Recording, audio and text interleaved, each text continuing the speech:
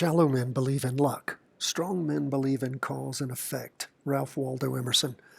We're looking at the markets today, and everything except bonds is up. We look at the S&P 500. We see it swinging up quite nicely along with the Nasdaq 100 and gold and Bitcoin. Let's jump first into the S&P. We see a nice green up candle, price percent oscillator still negative but heading up, derivative oscillator heading up. We look at the 2-day, and as you are aware, we had that 2-day crossover going up back on Friday the 18th, and as we continue to look at these candles move, this latest candle, let's check out the high. The high is 450.50, the prior high 450.58, so not quite as high as the prior one. Remember, on Wednesday we had a down day. We look at the half day, and you can see again where things are sliding sideways. See where things peaked there in the afternoon on Tuesday, down on Wednesday, trying to recover some on Thursday. Price percent oscillator heading up a little bit. Derivative oscillator still losing upward momentum on that half-day chart. And we'll continue to track things. Don't know that we can connect 3 candles. Not quite. No. Close, but no cigar. Anyway, that's where we are. Again, no crossover yet on that weekly, but things are trying to recover. What does that tell us about where the market thinks things are going in Eastern Europe? Probably they feel like something's going to get worked out. We'll see. I mean, it does seem to surge back and forth, so there's a little bit of schizophrenia there. What about the Nasdaq 100, the tech stock, swinging up 2.22% for the day? Nice green up candle, price percent oscillator. Like the S&P, still negative, heading up. Derivative oscillator negative, losing downward momentum. 2-day chart, we see things again moving up. Looks like we might have reached a higher high. The high, 359.70. The prior high, 357.85. So yes, we have reached a higher high. Price percent oscillator heading up. Derivative oscillator heading up. We had, just like the S&P, that 2-day crossover back on Friday the 18th, half day.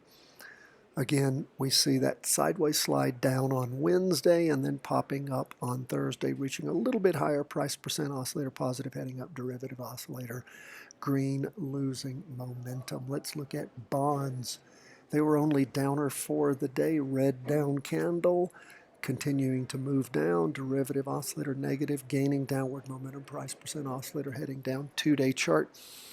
We have a solid green candle, not reaching a lower low, as you will see for the Wednesday, Thursday candle. Price percent oscillator likewise slacking off a little bit in its downward movement. Derivative oscillator still moving down.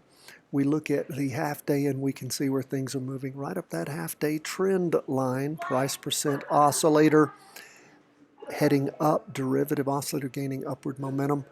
A little sketchy in the morning, and then we see again as far as the Heikin Ashi candlestick up a little in the afternoon. Overall, though, still down for the day. Remember, Heikin Ashi is different than your typical high, low, open, close candlestick. If you haven't taken our training on that Heikin Ashi candlestick, take it. It is very helpful. You don't have to try to memorize a whole bunch of different signals. You can just watch the price movement. Again, Heikin Ashi, as I'm told, means average pace in Japanese, and that's what it helps us see. Let's move on to gold, up for the day 0.73%. We can see gold tracking up quite nicely. That's on the half day. On the weekly, we can see gold again spinning green, almost a doji.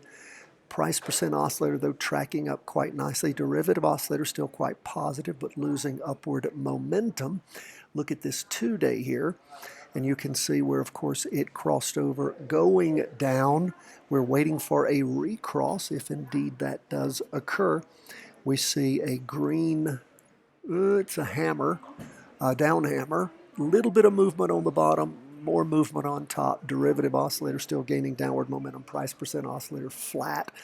And of course, we see where things have swung up for the last 2 days in gold, as I was referring to earlier. derivative oscillator gaining upward momentum, price percent oscillator heading up. So what are we waiting for in gold? Potentially a 2-day recross going up in the direction of the weekly, but don't know that's going to happen. Things could accelerate down. We could have a weekly vertical crossover going down in gold. Remember, gold peaked at its high of 193.30 back on the week ending the 11th of March. Lastly, we'll go to Bitcoin. Depending on the index that you look at, we look at the Grayscale Bitcoin index up 6.64%. We look at our Bitcoin futures right around 4.2, 4.3%, whether it's BITOB, TF, or XBTF, which is the one I tend to trade.